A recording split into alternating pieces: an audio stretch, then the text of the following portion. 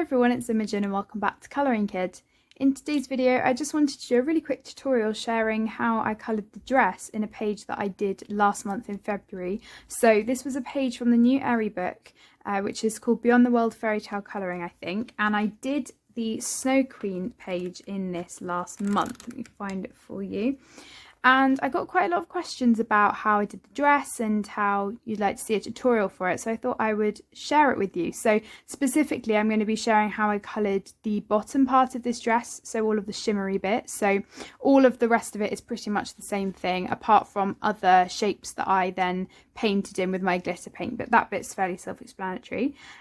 You can definitely change this up, use your own colours, use your own mediums that you have. You don't have to go and buy the things that I am using. Lots of the things that I'm using can definitely be altered to create different effects, and I think that would be really interesting. So I'll show you what I did use, and then you can have a look and see if you want to try it and if you have things that are similar to them. So the first thing that I used was a glitter paint. Now the first thing I used was a glitter paint, and this specifically is M021 Stardust. Now this is from the Kaliro paints by Finetec, I think, and this is a pure glitter paint. So when you water it down, or even if you use it pretty much pure, it is kind of the same as a Wink of Stella, which is a glitter brush pen, and it's clear, so if you go over any colouring, the colouring will still show through underneath.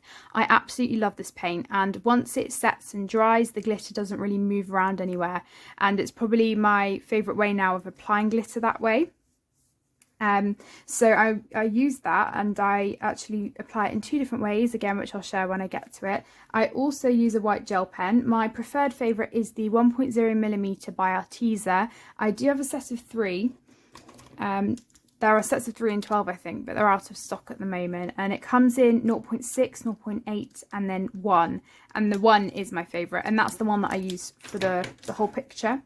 And then the other pens that I used were 2 metallic silver gel pens. Now you don't have to use 2, I just chose 2 because they do give slightly different effects. I have the Uniball Signo Silver, which is, I think they're pretty much the same thickness, but this one feels thinner.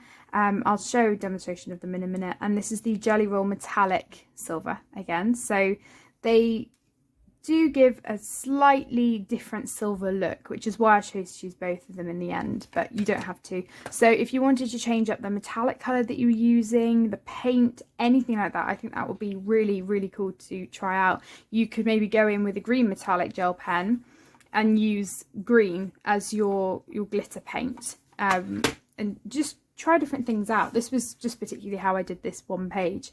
So I'm going to be starting with the glitter paint. Now, as you can see, I've just coloured in an area and put the circles in black pen that were already there. So what I do want to stress is that before you start any of this embellishing, what you want is to have your coloured pencil or paint or marker, whatever you're using, you want that down as your base. All of this is the embellishments, and once you put this down, it will be very hard to go back in with any colour pencil. So make sure that this is one of the last things you do on your page.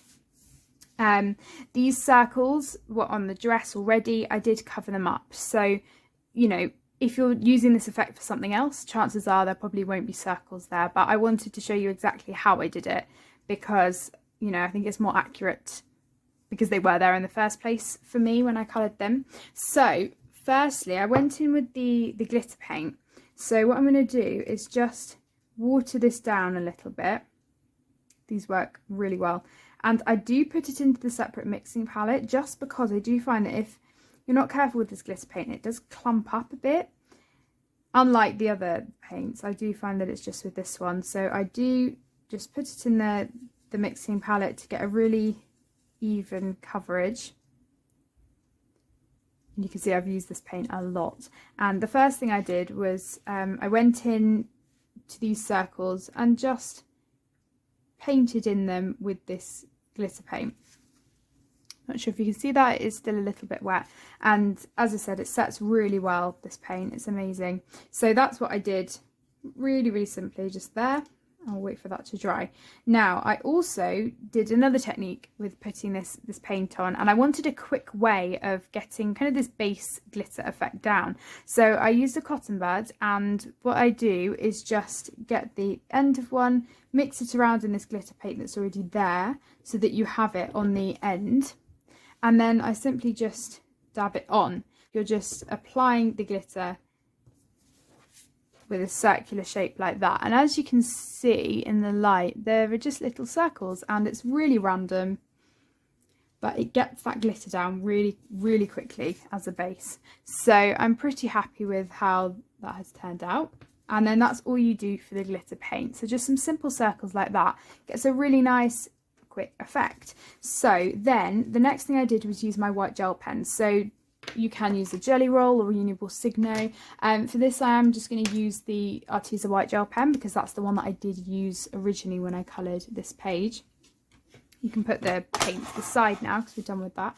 And I just outlined the black, and I did find that these pens were excellent and you only had to do one layer to get rid of the black lines. In the Airy books they are slightly dulled down lines anyway, so it was a little bit easier, but I did find that the outlining actually took far longer than the actual colouring part of the page, which never usually happens for me. Usually it's always the colouring that takes the longest part. So that's all I did for the white gel pen for now. As you can see, we've now ended up with lots of circles of just the glitter, but then some of these circles where the glitter is in the inside outlined in white, which gives a really cool effect. So that's what we have for that.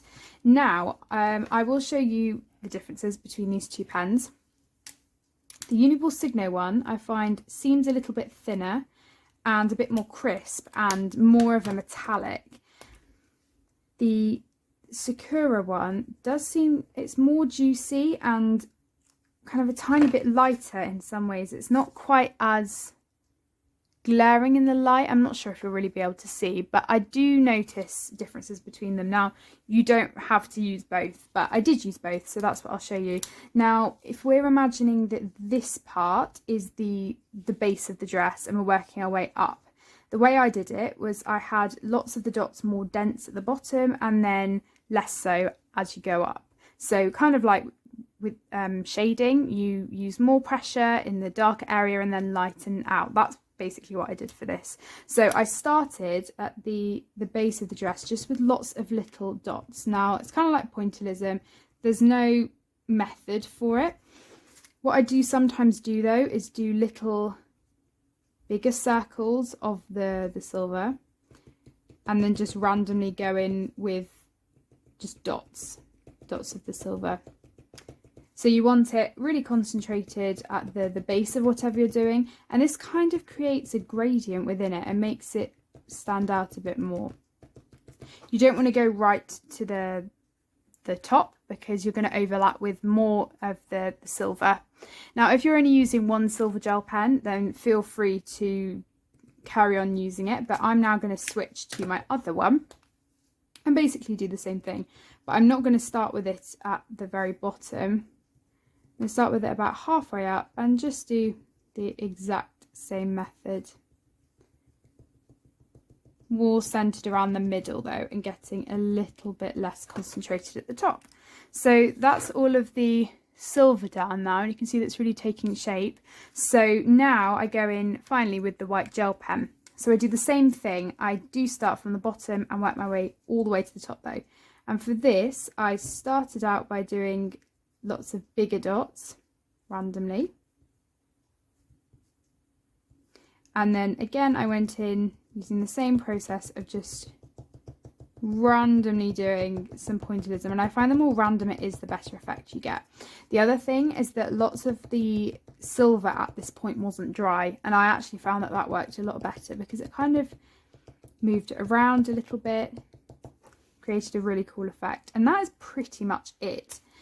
You may find that you have a bit of silver left on your white gel pen as well. So that is pretty much how I did it, and it really worked for the effect that I was going for. Now what I'm going to do is insert a clip here for you of when it's dry, just to give a more accurate look of you know, once it's not as glaring in the light, to see what it looks like.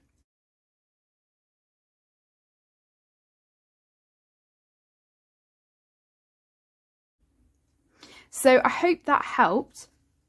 It was really fun sharing this with you, and as always, if you have any questions about anything that I colour, please let me know, because I can always try and do the tutorials for you. I am by no means an expert on this sort of thing. As I said to you, this is just my way of sharing this kind of sparkly technique, and it was an experiment when I did it, so I didn't even know what I was gonna do when I started doing it. But yeah, I would love to see if you try this out though. You can tag me on Instagram if you do them on there, or send me an email. I'd love to see it. Always brightens my day, and yeah, it's just really fun sharing different things, and I really enjoy colouring the Snow Queen page. So yeah, that's all from me today. I hope that you're all staying safe and well, and I hope you have a wonderful day, and I will see you all in my next video. Bye everyone.